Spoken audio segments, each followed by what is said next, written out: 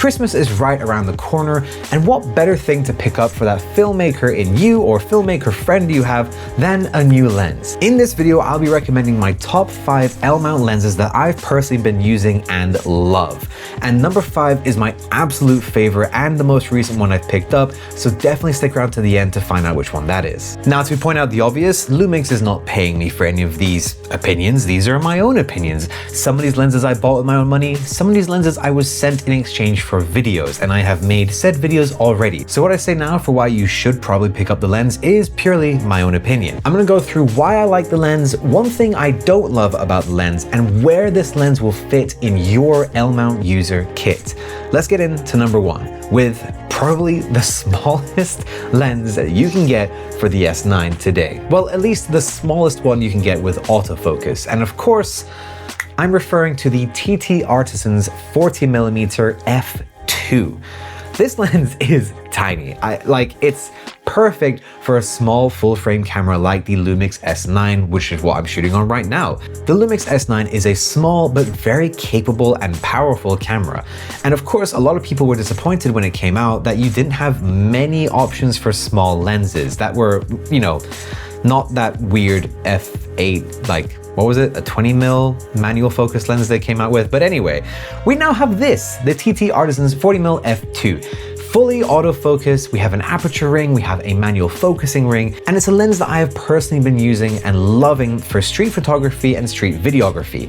If you just want to take a lens and camera on holiday, but you don't want it to take up a lot of space in your bag, this combination is great. Now, if you do want to do video, you may need to get some step-up rings. If you're like me and you have an 82mm threaded ND filter, then, it's kind of a lot of step-up rings. It's a 52mm front filter thread on this lens, so that's kind of a lot of step-up rings. But really, I would just recommend buying a smaller ND filter just to use with this lens only. Of course, for photography, you're fine. Now, one thing I don't love about this lens is it can be a little bit finicky to put on and take off of the camera body. Purely because of how small the lens is, you end up twisting the aperture ring or the manual focusing ring, but ideally you want to twist the aperture ring because there's a hard stop. Anyway, you twist the aperture ring whilst you're turning the lens to twist it and attach it to the camera body, if that makes sense, as you can see here. And it just, it's something to note. It doesn't properly interrupt you using the lens. And of course, if you're gonna keep this lens on your camera all the time anyway, it's not really a concern, but it is something to note that I don't love about the lens. However, I can kind of see why. It's so small. What are you meant to grip? I can see this being used by a lot of L-mount users for street photography or videography, travel photography or videography, or hell, even event work. Things like that I think would work really, really well with this lens. Its small size means that you can get through crowds easily, and you're less conspicuous as well because you don't have a camera and then a giant lens. People probably won't notice you as much, which I know works very well for street photographers. And again, for the travel side of things, it's a small lens on a small camera, and that's just nice and light to carry around, but you can still capture great images. All right, now for my second lens recommendation, we're gonna go the complete opposite side of things. This lens has to be the biggest lens I have ever used or owned, apart from, well, is that true? I don't know, but it weighs over a kilo. But I think it's worth it. And I'm of course referring to the Samyang 35-150. This is an f2 to f2.8 lens. Now, really quick to provide some context on myself. If this is your first time watching me, you should definitely hit that subscribe button and also headbutt that like button while you're down there because I make videos like this all the time. Now, as for the context, I just really plain don't like variable aperture zoom lenses. I hate that my exposure changes when I zoom in because my f-stop increases because I've zoomed in. For photographers, it's less of a problem. For videographers and filmmakers, it's more of a problem, especially if you're doing something like travel filmmaking. But I'm not gonna go too deep into this. I've already gone into detail on things like this in past videos, specifically the Japan videos, if you wanna check those out on my channel. And so with that, I'm very happy that although this is a variable aperture zoom lens, technically. It only varies from an f2 to an f2.8. So the way I choose to think about this lens is this is a 35 to 150 f2.8, and that's pretty damn amazing. Of course, being able to use the f2 on the wide end at 35, you do get a very nice image, but even an f2.8 doesn't look too different, and having that all the way through up to 150, and technically even further if we use the hybrid zoom function with all the Lumix cameras, it's a crazy, very, very versatile lens.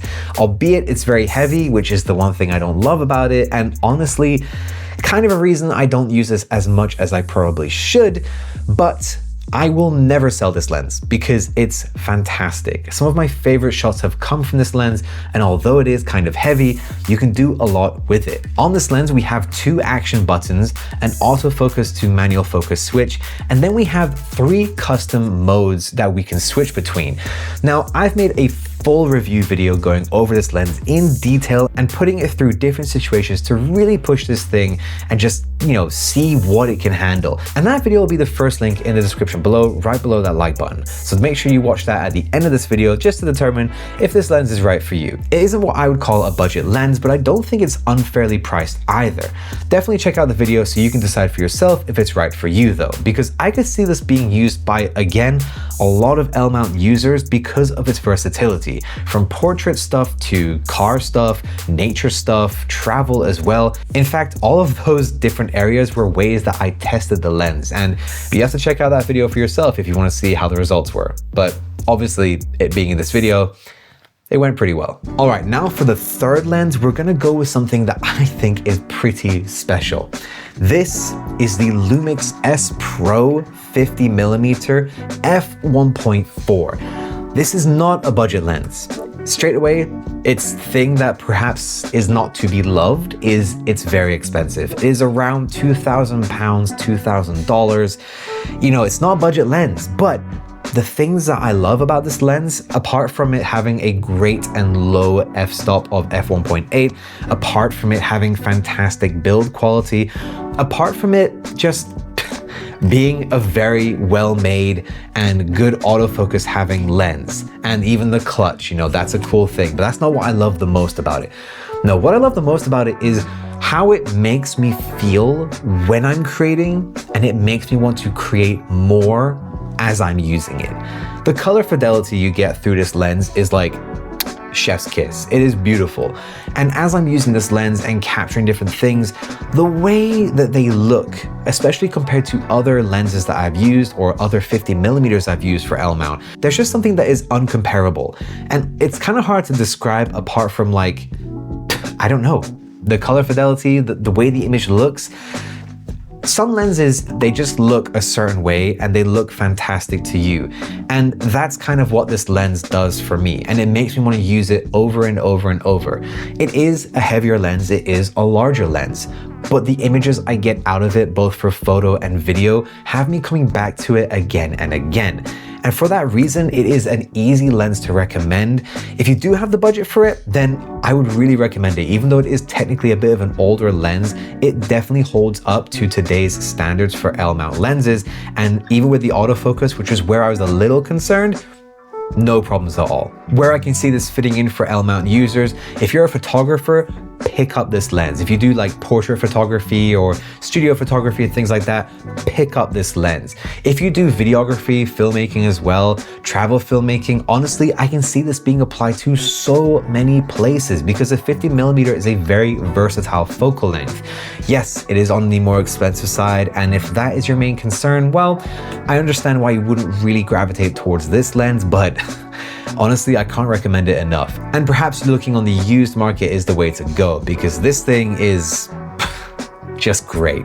The lenses I've showed off in this video and the ones that I'm going to show off in this video all create a really nice image, albeit some are different from others, but to color them, I use my own Kodak and Fujifilm film emulation LUTs. And using the link in the description below, you can go check out the Christmas sale happening right now across my website where you will get 30% off your order automatically.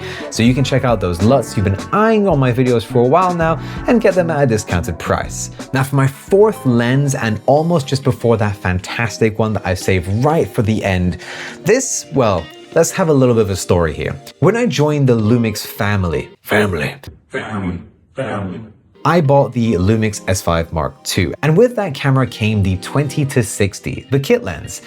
No, that is not the lens I'm recommending here. I really wouldn't. It's not a horrible lens, just I wouldn't recommend it if you're gonna buy it. And whilst I did use that lens for some time, I knew I needed to get some new lenses pretty fast. So the first one I purchased was the 18mm f1.8.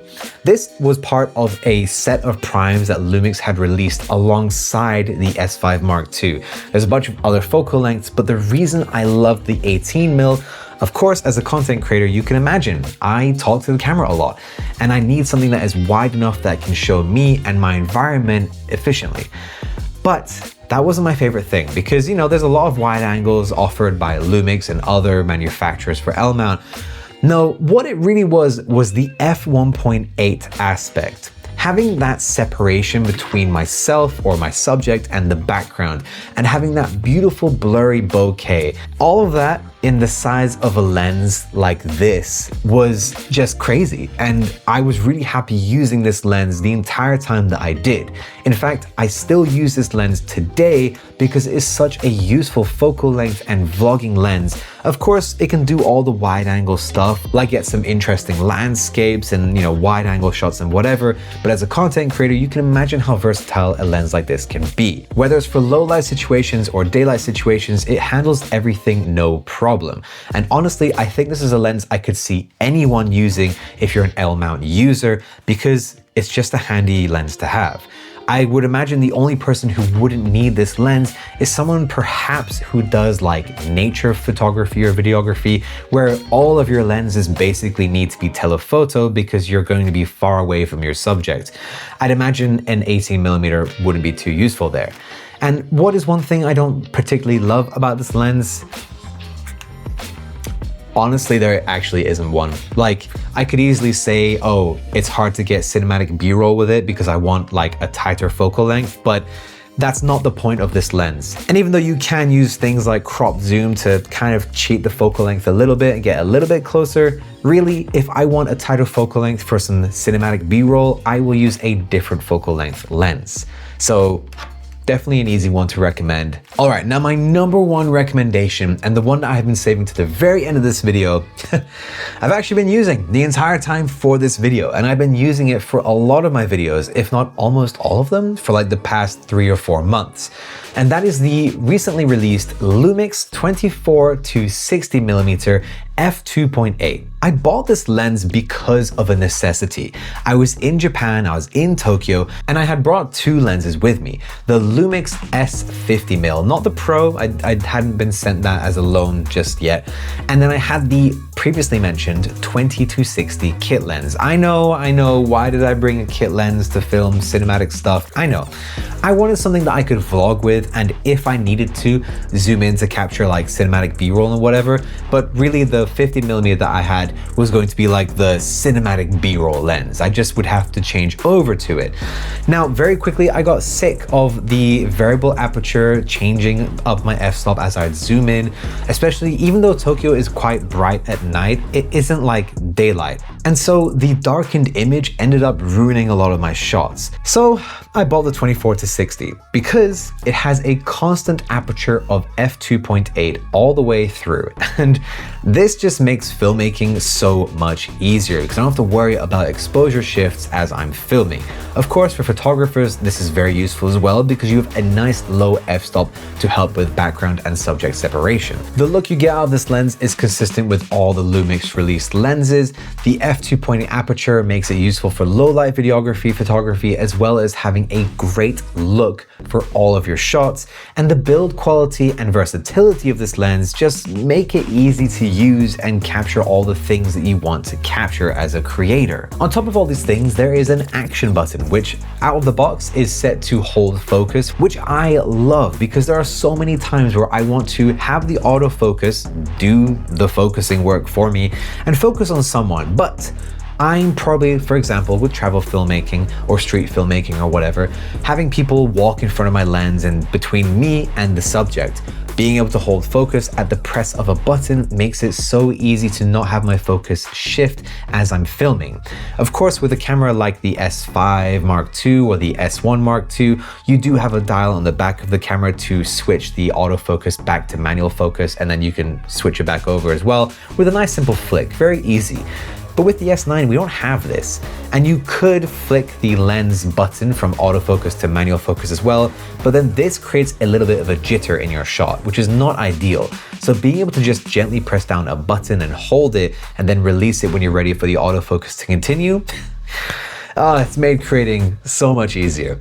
Now, this lens I think is pretty fairly priced. It's around $900 to £1,000 or dollars, and I think for what you get, the versatility, the zoom range, and also let's not forget with the hybrid zoom, you can turn it from a 24 to 60 into a 24 to 90. It's a pretty crazy buy, honestly. I don't really see anything wrong with this lens. Lumix does offer alternatives like the 24 to 70, but that lens is more expensive and it's larger. And considering the zoom range we get with the 24 to 60 plus the hybrid zoom mode, I don't really see a reason to ever buy the 24 to 70 again. This is one of those lenses that I truly think could be used by anybody in any field, anywhere. It's so versatile that I've used it for vlogging in Japan, albeit it's not as good for vlogging as the 18mm because this is just wider, plain and simple. You can show more of your environment with a wider lens. But the 24mm was passable. You could see what was around me well enough that you had the context of what I was doing and where I was doing it. And then of course, the other focal lengths within that zoom range, you can capture some great B-roll shots to help with your storytelling as a content creator. Or of course, for professional work, if you're doing interviews or whatever you're doing, it's a very versatile lens. And it's because of the great features, the look, and the versatility that I think this lens, the 24 to 60, should be one of the first lenses you pick up as an L-mount user. Now, I have left links to all of these lenses in the description below. They are affiliate links and it costs you nothing to use them, but I do get a kickback and you guys then support me and the channel through those links. And for that, I thank you. There are also links to all of the videos I have made about each of these lenses. And if you guys are curious and you just want to know a little bit more about the lenses before you go through and purchase one of them, I would definitely recommend watching all of them, starting with this one.